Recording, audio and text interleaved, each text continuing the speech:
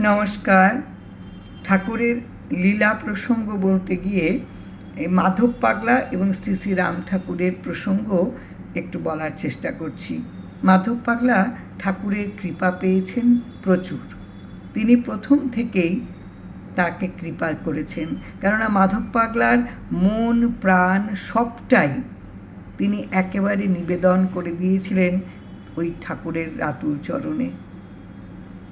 পুরোটা আমরা কেউ পারি না, আমরা ভীষণ স্বার্থপর। আমরা নিজেদের জন্য প্রার্থনা করতে করতে আমরা তাকে জর্জরিত করি প্রতি মুহূর্তে, কিন্তু মাধব পাগলা সমস্তটুকু তাকে দিয়ে দিয়েছিলেন। সম্পর্কটা তাদের মধ্যে একেবারে ছিল অভেদ।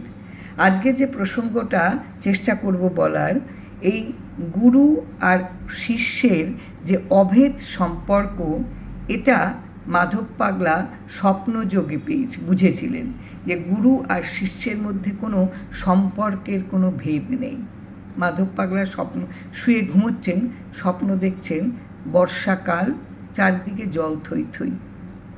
ঠাকুর আর মাধব পাগলা নৌকোয় করে যাচ্ছেন, একেবারে জলে টইটম্বুর চারদিক।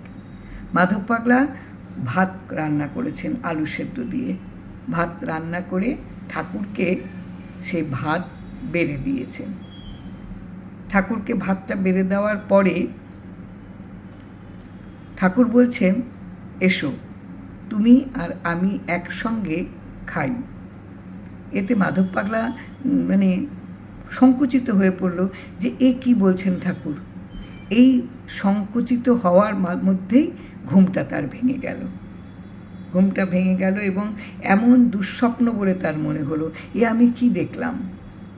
ঠাকুর আমাকে তার পাতে একসঙ্গে খেতে বলছেন, এ আমি হয়তো খুব বাজে স্বপ্ন দেখলাম। এটা তার যে শিক্ষাগুরু নরেন্দ্রনাথ বন্দ্যোপাধ্যায়, তার কাছে গিয়ে বললেন আমি একটা দুঃস্বপ্ন দেখেছি। যে কি দুঃস্বপ্ন, কি দেখেছো? না, এরকম ঠাকুর আর আমি বেশ নৌকো করে যাচ্ছি, চারদিকে জল, নৌকো করে পথ চলতে চলতে আমি ঠাকুরের জন্য ভাত রান্না করেছি, করে ঠাকুরকে থালাতে ভাত আর আলু সেদ্ধ ঠাকুরকে দিয়েছি। এবার ঠাকুর খেতে খেতে আমাকে বলছেন, আসো এক পাতেই দুজনা খাই। এ তো আমার দুঃস্বপ্ন, এ আমি কি দেখলাম। একেবারে প্রচণ্ড মনের কষ্ট হচ্ছে তার। তখন তার শিক্ষাগুরু নরেন্দ্রনাথ বন্দ্যোপাধ্যায় বলছেন, না, এটা দুঃস্বপ্ন নয়, এটা সুস্বপ্ন। এটা তুমি ঠিক দেখেছো। ঠাকুর এটা তোমাকে দ্বিধাটা কাটিয়ে দেওয়ার জন্যই ঠাকুর তোমাকে এইটা স্বপ্নে দেখিয়েছেন। খানিকটা মন শান্ত হলো।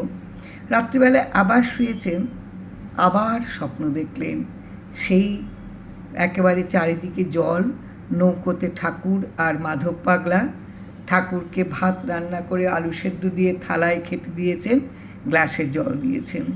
ঠাকুর বলছেন, আসো একসঙ্গে খাই দুজনা। প্রচণ্ড দ্বিধা মনে, যে তা কখনো হয় ঠাকুর, না, এক থালায় আমি কি করে আপনার সঙ্গে খাই। তাতে কি হয়েছে, আপনি আসেন, খান। এবার ঠাকুর বারবার করে বলছেন, সমস্ত দ্বিধা দ্বন্দ্ব একেবারে তাকে ঘিরে ধরেছে, তবুও ঠাকুরের বারবার বলা এবং মনের মধ্যে ওই যে তার শিক্ষাগুরু বলেছে, না তুমি এটা দুঃস্বপ্ন দেখোনি, এই যে ভাবনাগুলো, সে খেতে বসেছে, ঠাকুরের সঙ্গে খাচ্ছে। খেতে খেতে তার মনে মনে হলো যে একটু জল খেলে বোধহয় ভালো হতো, একটু জল পেলে এবার ভালো হতো। ঠাকুর হঠাৎ করে বলছেন, মাধব পাগলা কিন্তু মুখে কিছু বলেনি। ঠাকুর হঠাৎ করে বলছেন, আপনি এই গ্লাস থেকেই জল খেতে পারেন। এবার একেবারে প্রচণ্ড নিজেকে একেবারে গুটিয়ে নিয়েছে যে এ কখনো সম্ভব নয়। ঠাকুর যেখানে মুখ দিয়ে জল খাবেন, এই গ্লাস থেকে তিনি জল খেতে পারবেন না, না, এটা ঠাকুর কখনো সম্ভব নয়। ঠাকুর বলছেন যে আপনি খান, এত দ্বিধা করেন কেন, আপনি খান। ঠাকুর বারে বারে মাধব পাগলাকে বলছেন, এত দ্বিধা করার কিচ্ছু নাই, আপনি খান। মাধব পাগলা জল খেলেন। এবার তার ঘুমটা ভেঙে গেল। ঘুমটা ভেঙে যাওয়ার পরে যখন তার শিক্ষাগুরু নরেন্দ্রনাথ বন্দ্যোপাধ্যায়কে সবটুকু বললেন, নরেন্দ্রনাথ বন্দ্যোপাধ্যায় বললেন যে এই যে তোমার মধ্যে যে দ্বিধা, তোমার মধ্যে যে এই যে গুরু আর শিষ্য যে এক, কোনো ভেদ নেই, এটা তিনি তার মানে স্বপ্নে তোমাকে বুঝিয়ে দিলেন যে গুরু আর শিষ্যের মধ্যে কোনো ভেদ নেই।